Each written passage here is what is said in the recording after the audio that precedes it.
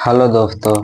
अभी बांग्लादेश ने भारत को 50,000 टन चावल का ऑर्डर दिया है, वो भी चुपके से।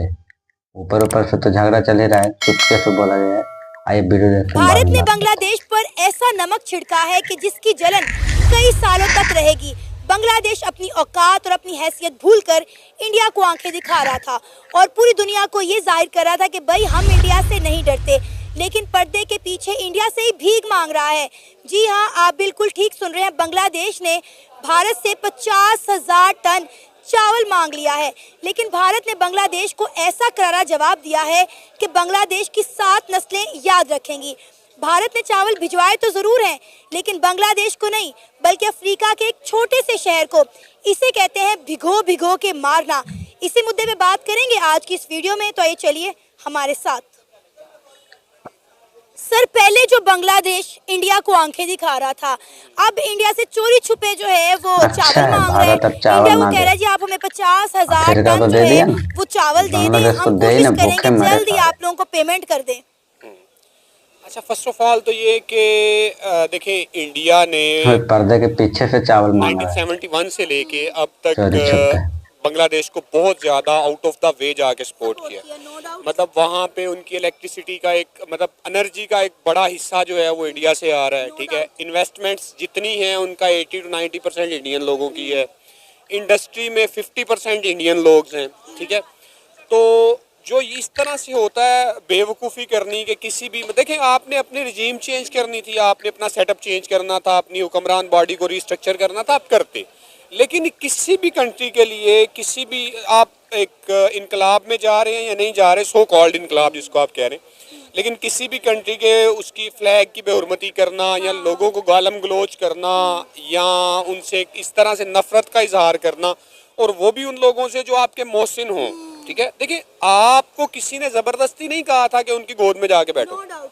ठीक है, या आपको किसी ने ज़बरदस्ती नहीं कहा था कि आप उनकी जो है वो एजुकेशन सिस्टम से मुस्तफ़ीद हो जाओ या उन चीज़ों से हो जाओ। आप पहले ये चीज़ें चेंज करते हैं ना, स्टेप वाइज कहते हैं कि भाई ये चीज़ें हमें नहीं समझ में आ रही, तो अब जो किया उसका खमियाजा तो भुगतना पड़ेगा। ठीक है, या तो आप इस काबिल होते हैं या आपने पिछले 15-20 सालों में भारत से खुद को चावल इतना मांग रहा है। स्टैंड करते, इस काबिल बन जाते कि आपको किसी के सहारे की ज़रूरत ना पड़ती। एक वाहद सहारा जो आपके पास था उसको भी आपने ठुकरा दिया, तो अब आप दर बदर तो होना पड़ेगा। ये इन्होंने खुद किया, अपने पैरों पे इन्होंने कुल्हाड़ी खुद ही मारी। और जब से इंडिया और बांग्लादेश के मसले चल रहे हैं, मैं अपने हर शो में ये बात कह रही हूँ कि अनाज जो है इनका 40% इंडिया से आता था, बिजली इनकी इंडिया से आती थी, ऑटो पार्ट जो थे वो इंडिया से आते थे। फिर आप देखिए कि 20,000 जो एक्सपोर्टर्स हैं उन्होंने इनका बायकॉट कर दिया कि हम कोई शिपमेंट जो है वो बांग्लादेश नहीं भिजवाएंगे। तो आप देखें कि इन्हें खाने के लाले पड़े हैं, फिर भी इंडिया को आंखें दिखा रहे हैं।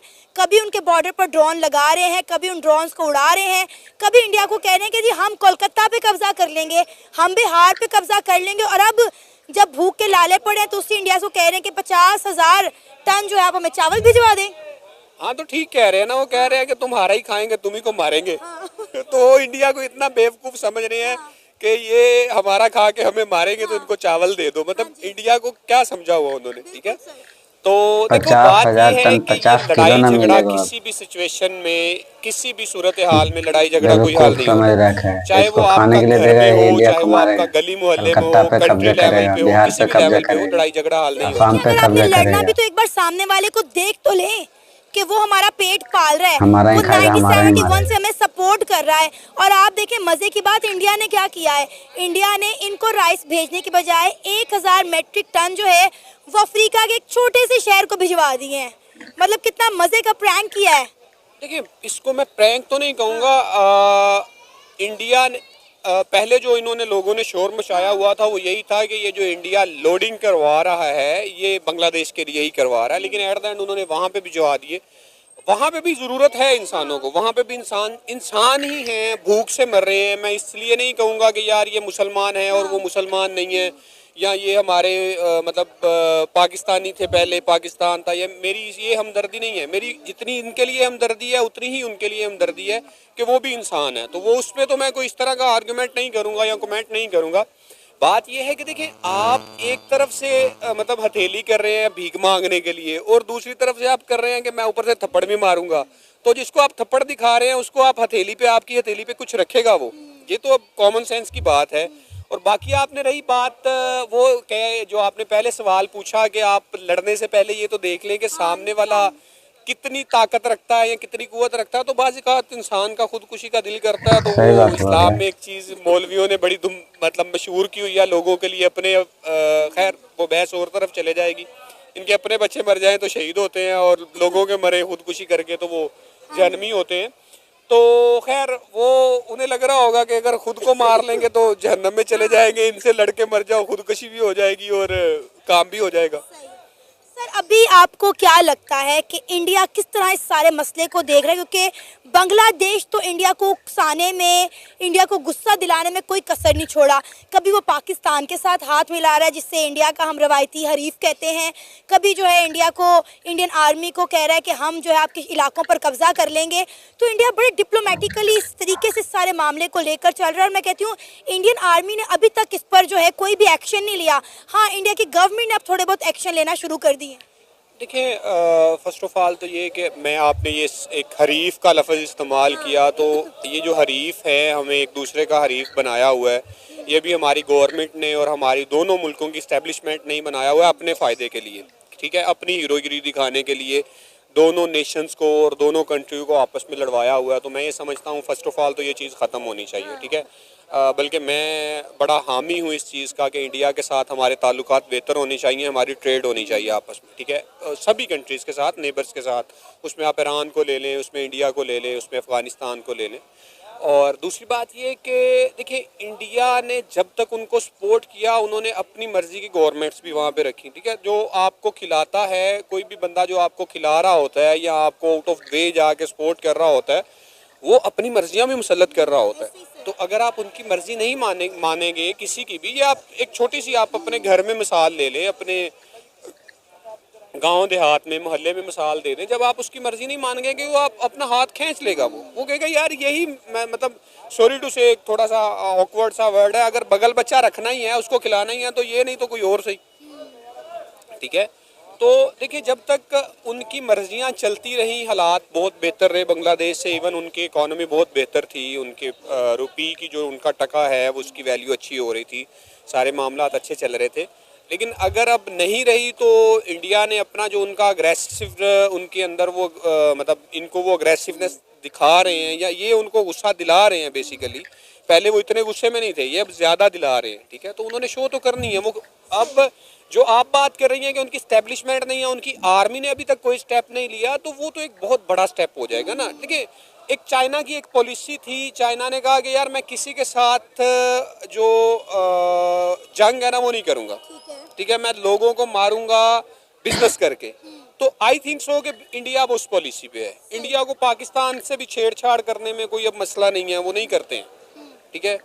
और वो कहते हैं कि यार अब जो है, अब आपका टाइम है ग्रो करने का, और ग्रो इसी सूरत में हुआ जा सकता है कि आसपास में जो हो रहा है उसको होने दो। सर देखिए इंडिया का इस वक्त सारा ध्यान ना अपने मुल्क के ऊपर है। इंडिया किसी जंग में नहीं कूदता क्योंकि उनका मकसद यह है कि हमने अपने मुल्क को डेवलप करना है। इंडिया नेबर कंट्री के साथ ताल्लुकात मजबूत करने पे लगा हुआ है।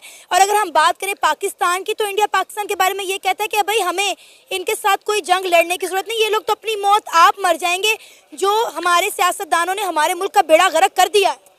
सॉरी टू से, अगर आपके चैनल का कोई मसला ना हो तो मतलब मैं सियासतदानों की बजाय इस्टेब्लिशमेंट का लफ्ज़ यूज़ करना ज़्यादा बेहतर समझूंगा, क्योंकि सियासतदान तो अब हमने देख लिया है। अब हमारी अभी अगर आंखें नहीं खुली हैं तो फिर मैं कहता हूँ कि कभी भी नहीं खुलेंगी। सियासतदान तो पपेट्स हैं, ठीक है। मतलब अभी आपको क्या लग रहा है कि ये जो आपके सो कॉल्ड वज़ीर आज़म हैं या जो आपकी सो कॉल्ड ये वज़ीर आला है, ये अपनी मर्ज़ी से कुछ करते होंगे? मतलब मेरा नहीं ख्याल कि ये अपनी मर्जी से सुबह से शाम का अपना किचन का मेन्यू भी सेट कर पाते हैं। बांग्लादेश का फ्यूचर आप क्या देख रहे हैं? बांग्लादेश में ये जो सो कॉल्ड इनकलाब लेकर आई है उसकी यूथ, आपकी उसके बारे में क्या राय है? क्या ये इंडिया के बगैर सरवाइव कर सकेगा? जैसा आपने प्रोग्राम के आगाज में कहा कि बांग्लादेश खुद इंडिया की झोली में जाकर बैठा है। 1971 में यही बांग्लादेश था जिसने पाकिस्तान आर्मी को इंडियन आर्मी के मुखालिफ ला के खड़ा कर दिया था, और आज वही इंडिया के मुखालिफ और पाकिस्तान से मदद मांग रहा है। देखिए आप पाकिस्तान में अगर उस बात पे जाएंगी कि इंडिया ने उनको, बांग्लादेशियों ने उनको चूज़ किया और हमें नहीं चूज़ किया, तो उसके पीछे बहुत सारे मज़ालिम की दास्तानें हैं जो हमारी तरफ से की जा रहे थे, जो बहुत सारे ऐसे जुल्म थे जो हमारी आर्मी ने वहाँ भी की। और ये मैं नहीं लिख रहा हूँ, ये आर्मी के लोग, वो लोग जिन्होंने किताबें लिखी बाद में, और वो किताबें जिन पे बैन लगा दिया गया, ये उन्होंने लिखी हुआ है, मैं नहीं कह रहा हूँ, ठीक है। तो देखिए, जुल्म की एक हद होती है, जब आप जुल्म हद से बढ़ता है तो बेचारा जो मजलूम है उसने कुछ ना कुछ तो करना है ना, उसने किसी और को आवाज़ तो देनी है यार। पंजाबी में अगर कहीं यार मैनू मारन लगा ही बचाई मैनू, ठीक है, तो असी उन्होंने मारन डे सा उन्होंने बचाने ली आवाज़ देती। अब रही बात उनके फ्यूचर की, पहले मैं आपके एक कमेंट कर दूं आपके इनकलाब पे। तो इनकलाब ये वो जो हम लोगों के या उन लोगों के जहन में एक इनकलाब का लफ्ज़ है, इनकलाब ये नहीं होता कि किसी को मार दो, प्रॉपर्टियाँ जला दो, लूट मार कर लो। हमारी नज़र में इनकलाब यही है। इनकलाब ये होता है कि आपने how you can change your body structure of your country और योर ऑर्गेनाइजेशन और वट एवर, ये इनकलाब इसका नाम है, ठीक है। तो ये इनकलाब है। हम लोगों के नज़र में इनकलाब हमने रखा हुआ है कि बस यार मारो, लूटो, और ये इनकलाब है, ठीक है। जब तक देखिए उनके पास कोई प्लान था ही नहीं कि आगे क्या करना है, कि बस वो एक रजीम चेंज की उन्होंने, जो भी उनके गवर्नमेंट के वज़रा थे या उनके हामी थे उनको मुलक बदर कर दिया या मार दिया या पकड़ लिया, वो सारा कुछ कर लिया। तो अब आगे का प्लान तो उनके पास है ही नहीं, तो कैसे कैसे सरवाइव कर पाएंगे जब उनके पास प्लान ही नहीं है, ना बिजनेस प्लान है, ना सफारती कोई प्लान है, ना उनके पास कोई अपनी इकोनॉमी को चलाने का प्लान है, ना कंट्री को चलाने का प्लान है। और सारे वो लोग आए हैं जो जिनका बिल्कुल किसी भी फील्ड में कोई एक्सपीरियंस नहीं है। इधर वीडियो खत्म होता है। बांग्लादेशियों को एकदम बेशर्म लोग हैं। एक हाथ में ईंटा लिए हुए है, पत्थर, एक हाथ से चावल मांग रहा है, वो भी पर्दे के पीछे से कि हमको चावल दे दो खाने के लिए, और एक हाथ में पत्थर लेके खड़ा है। अरे भारतीय लोग का पागल है कि उसको एक हाथ में वो पत्थर लिया हुआ, एक हाथ में उसको चावल दे देगा, और वो हमारा खा के हमारे ऊपर ही पत्थर मार रहा है। अजीब हाल है। भारत ने चावल तो एक्सपोर्ट की है, लेकिन बांग्लादेश को नहीं। अफ्रीका का दोस्त को 1000 टन चावल दिया गया है। तो आप लोग बताइएगा वीडियो कैसा रहा। वीडियो खत्म करते तो बाय।